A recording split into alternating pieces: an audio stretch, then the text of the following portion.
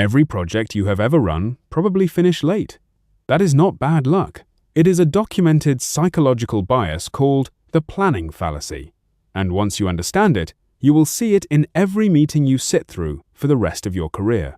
The term comes from psychologists Daniel Kahneman and Amos Tversky, who spent much of the 1970s studying how people actually make judgments under uncertainty, rather than how classical economic theory assumed they should.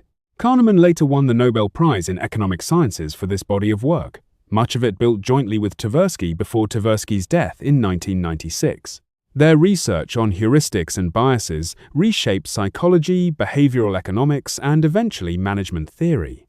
The planning fallacy was one of their specific findings, first laid out in a paper on intuitive prediction, and it is deceptively simple. People estimate their own future tasks optimistically, even when they know from direct personal experience that similar tasks have always run over before. The planning fallacy did not appear in isolation. Kahneman and Tversky documented a whole family of predictable shortcuts the mind uses under uncertainty. One is anchoring on the first number mentioned in a negotiation.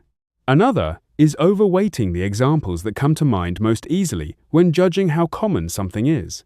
The planning fallacy borrows from both. A team anchors on the first optimistic date floated in a kickoff meeting. Then it judges the project's difficulty by imagining the easiest version of the work, because that version is the one most easily available in memory. None of these shortcuts are stupidity. They are efficient mental habits, and they work reasonably well for everyday decisions. They fail predictably for this kind of forward-looking estimate, which is why the same sharp, experienced people fall for it project after project. Ask someone how long a project will take, and watch what happens in their head. They picture the version where nothing goes wrong. No sick days, no vendor delays, no surprise bugs, no last-minute scope change from a stakeholder who was on vacation during the planning meeting. That frictionless version of the project almost never happens in reality, yet it is consistently the version everyone plans around, budgets around, and promises clients around. Here is the detail Kahneman and Tversky found genuinely strange, and it is worth sitting with. The same person who cannot accurately estimate their own timeline can often predict, with real accuracy, that someone else's project will run late. Ask a manager to estimate a stranger's product launch using only the outline of the plan, and they will often guess correctly that it will slip. Ask that same manager about their own product launch using the same kind of plan, and the optimism returns immediately. It is not a general failure of judgment. It is a very specific failure to apply that judgment to yourself. This is where the two mental modes behind the planning fallacy come in, and they are worth naming precisely because the names make the fix obvious later. Kahneman called them the inside view and the outside view. The inside view is what happens when you plan a project by focusing on the specifics in front of you. This team, this scope, this client, this timeline, built up piece by piece in your imagination. It feels rigorous because it is detailed. It is also almost entirely fictional because it only includes the steps you can currently picture, not the ones that have not happened yet. The outside view ignores the specifics entirely and asks a colder question. Forget this project's details. How long did similar projects, treated as a category, actually take? The outside view is less vivid and less flattering. It is also far more accurate because it is built from what actually happened instead of what you hope will happen. This asymmetry connects to a broader pattern researchers call optimism bias. It is the tendency to believe our own future will go better than the statistics say, whether the subject is a project deadline, a marriage, or a health outcome. Layered on top of that is overconfidence in the precision of our own judgment. We do not just think our project will go well, we think we know, with reasonable confidence, exactly how well and exactly how fast, when in fact we are guessing from a single, unrepresentative sample of one imagined outcome. Strip away the workplace jargon and the planning fallacy is really optimism bias and overconfidence, aimed squarely at a calendar. Kahneman later described a personal experience with exactly this trap.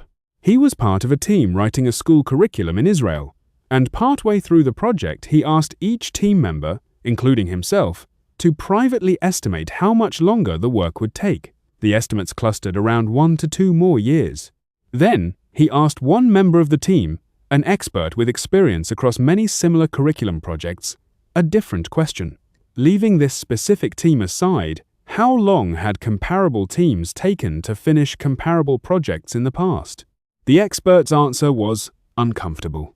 Teams like theirs often took far longer than anyone expected going in, and a meaningful share never finished the project at all. The inside view said 1 to 2 years. The outside view, built from actual past outcomes, said something much bleaker.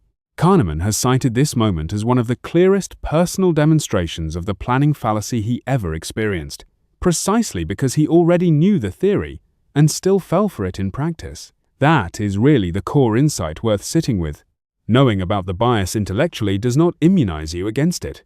You can teach the planning fallacy in a seminar in the morning and still promise a client an optimistic delivery date in the afternoon. The bias is not a knowledge gap.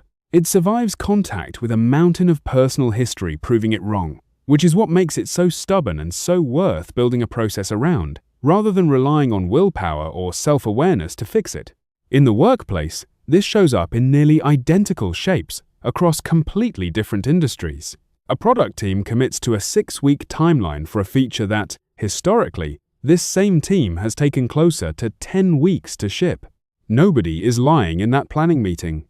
Everyone genuinely believes 6 weeks is possible because they are picturing the clean version of the sprint, not the version with a block dependency or a scope clarification that eats 2 days. A manager, separately, promises a client a delivery date based on best-case execution rather than average execution. A date built on the average sounds like an admission of weakness. Really, it is the only honest number in the room. Everyone nods along in both cases, because pessimism in a planning meeting reads as negativity. It almost never reads as what it actually is, which is honesty backed by a track record. I think that is the real cost of the planning fallacy at work, not the missed date itself, but a culture that quietly trains people to reward comfortable fiction over inconvenient history. The planning fallacy is not primarily a scheduling problem, either. It shows up just as reliably in domains that have nothing to do with product roadmaps. Take software estimation on its own, separate from any single feature launch. Developers famously underestimate how long a piece of work will take, even when they are the ones writing the estimate and even when they have shipped dozens of similar features before. There is an old programmer's adage, sometimes called Hofstadter's law, that captures this with dark humor. A task always takes longer than expected, even when you account for the fact that it always takes longer than expected. That joke lands because every engineer has lived it. Story points, sprint velocity charts, and buffer time are all, in effect, informal attempts to force an outside view onto a process that instinctively wants to reason from the inside view instead. When those tools work, it is because they are quietly built from historical throughput, not from this sprint's hopeful guess. Event planning runs into the same wall from a different direction. Someone booking a conference, a product launch event, or a large internal offsite tends to build the timeline around the best case. Every vendor confirms on schedule. Every venue contract closes without renegotiation. Every speaker responds to the first invitation email. Anyone who has actually run one of these events knows that at least one of those things reliably breaks down, because it has broken down on every previous event too. The specific vendor who goes quiet is different every time.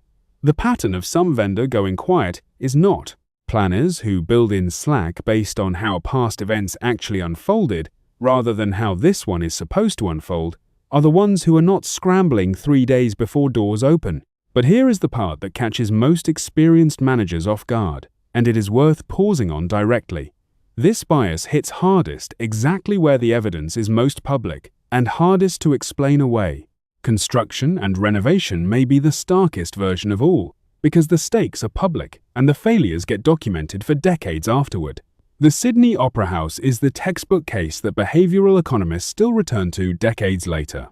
It was originally projected to take a few years to build, and it ended up taking well over a decade, running dramatically over its original budget along the way.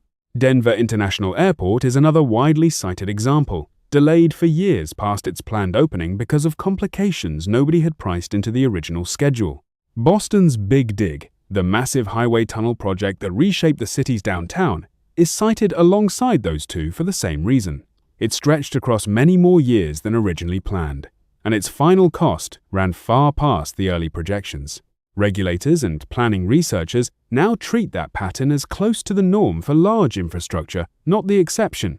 You do not need a landmark public project to see the same effect. Anyone who has renovated a kitchen and been told 6 weeks, only to still be eating takeout in month 4, has lived a small-scale version of the exact same bias. Contractors are not being dishonest when they say 6 weeks. They are anchoring on the version of the job where the permit office responds on time and no wall turns out to be hiding old wiring. Marketing campaign launches complete the picture, because they add a dimension the other examples do not: the sheer number of separate teams that all have to say yes at once. A campaign timeline usually assumes creative is approved on the first pass, legal review does not flag anything, and the media buy locks in exactly when planned. In practice, at least one of those approvals bounces back with changes, because it has bounced back with changes on nearly every previous campaign this same team has run. The launch date, like the 6-week feature and the 6-week kitchen, is built on the version of the process where nothing needs a second round. Marketing teams that survive this repeatedly tend to build a standing buffer into the calendar. They size it not from optimism, but from how many of the last several campaigns needed a second or third approval pass before anything went live. So why does this keep happening? Across industries this different, to people this experienced? Part of the answer is that the inside view is simply more vivid than the outside view. You can picture your own project in specific, concrete detail. You cannot picture with the same vividness the abstract statistical pattern of every similar project that came before it. Vivid and specific beats abstract and general in most human judgment, even when the abstract number is the one that is actually true. Part of the answer is also motivated. A confident, on-time estimate is more pleasant to deliver and more pleasant to hear than a hedged, historically grounded one, so both the estimator and the audience have a quiet incentive to prefer the optimistic number. And part of it is that every delay, in hindsight, gets explained away as a one-off, unusual circumstance. The vendor who went quiet, the wiring behind the wall, the dependency that got blocked, each excuse feels situational in the moment. Only in aggregate, across many projects, does the pattern reveal itself as the rule rather than the exception. This is really the deeper trap. The planning fallacy survives not because people cannot see the pattern in others, but because every individual instance of their own delay always looks, from the inside, like an exception. There is a genuinely simple fix for all of this, and it is almost too easy to ignore, which is exactly why most teams keep ignoring it. Instead of asking how long this task will take, ask a different question. How long did similar tasks actually take in the past? That reframing is called reference class forecasting, and it was developed directly out of Kahneman and Tversky's planning fallacy research as a practical corrective. The method itself has a specific shape, and it is worth walking through concretely, rather than treating it as an abstract slogan. First, define the reference class. Identify a genuine set of past projects that are similar enough in structure and scope to the one being planned now. Not similar in the sense that you personally hope, similar in the concrete sense of comparable size, comparable teams, and comparable dependencies. The class has to be wide enough to give you more than 1 or 2 data points, but narrow enough that the comparison is genuinely fair. A single prior feature is an anecdote. A dozen loosely related projects from a different team is noise. Somewhere in between is a usable reference class. Second, gather the real outcomes for that reference class.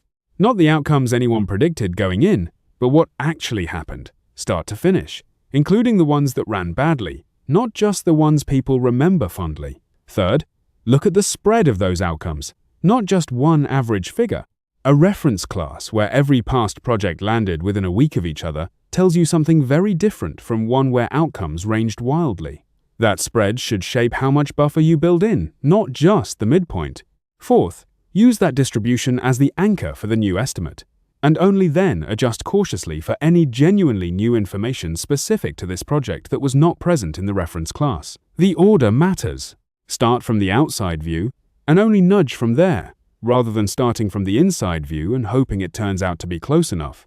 Go back to the 6-week feature that has historically taken 10. Reference class forecasting does not ask the team to negotiate a slightly more cautious version of 6 weeks out of thin air.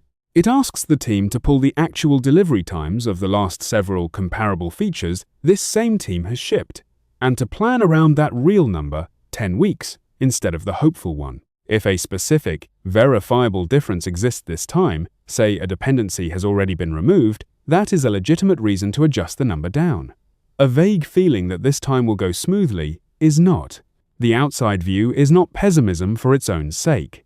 It is simply refusing to discard real historical data in favor of imagination. The same logic scales down to a kitchen renovation and up to an airport terminal. It works because the reference class does not care how confident anyone feels this time around. It only cares what a comparable class of past efforts actually delivered, which is exactly the information the inside view is structurally incapable of producing on its own. None of this requires a psychology degree or new software to implement. It does require a small cultural shift, because reference class forecasting only works if the room lets someone say the honest number out loud without being treated as the office pessimist. That means a manager has to actively make room for the outside view, in the same meeting where everyone else is picturing the best case. Treat the person citing the last 3 projects as the one doing their job properly, not the one dragging morale down. Build that norm once, and the technique itself becomes almost mechanical to apply. It requires one habit, applied consistently at the moment a deadline gets proposed, before anyone signs off on it. Next time your team commits to a deadline, ask one question before agreeing to it. What did the last project, like this one, actually take, start to finish? Not the plan, not the hope, the actual number. Plan around that number, and treat any date that beats it as a pleasant surprise rather than the baseline expectation. Follow for more theories that actually explain your workplace.